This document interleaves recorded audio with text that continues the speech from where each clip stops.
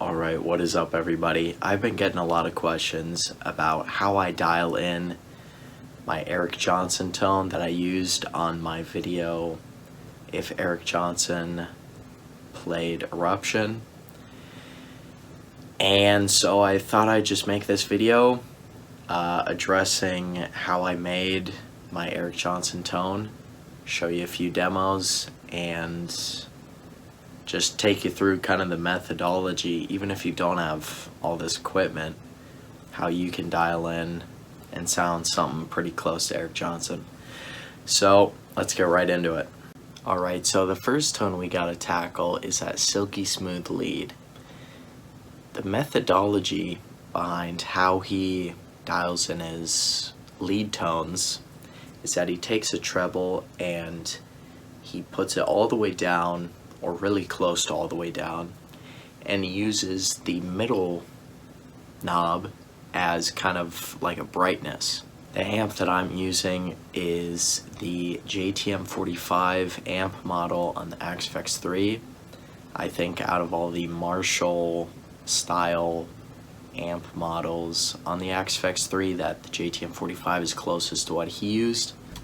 So I'll overlay my settings. As you can see, the drive is almost all the way up. With these Plexi amp models, and also like just in Plexis in general, when you turn up the drive, you also get a lot more low end. So you gotta kind of be careful. I would put the drive at 10, but it's too much low end and it just gets kind of woofy and undefined. I have two cabinets, the 2x12 Santiago Eric Johnson cabinet and the 4x12 greenback mix. You can get away with just using the 2x12 Eric Johnson cab, but I like adding in the 4x12 greenback mix to bring out some of the mids. He does use the Tube Screamer 808. So I have my Tube Screamer dialed into what his Tube Screamer should be, with the drive at 10 o'clock, tone straight up, and then level at 10. Gives it a nice front end push. And then I have this compressor in the front. You can see the settings for it on screen. You can also hear he uses a chorus a lot on a lot of his lead tones, so I added one in my signal chain. It's very slow and very quiet, just kind of takes a back seat. For the delay, we got stereo tape. Very warm, very fitting for the whole Eric Johnson tone. If you want it to kind of ping pong off the left and right speaker, I think 70-75% left right time ratio is just about perfect. And for reverb, we're just using large hall. So now that we got the lead tone out of the way, let's dive into this clean tone signal chain. Our clean tone signal chain, we are using the 5F1 Tweed.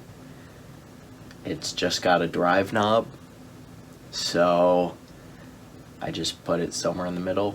Sounds pretty good.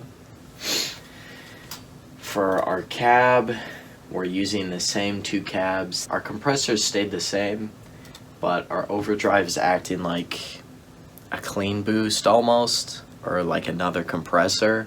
We do have another chorus. It's the same chorus as before. We still have our stereo tape, but now we have two stereo tapes. So we got delay into reverb into reverb. So it's getting pretty crazy, pretty ambient. There you go. Eric Johnson, tones, nothing too crazy. So if you guys like this video, leave me a thumbs up.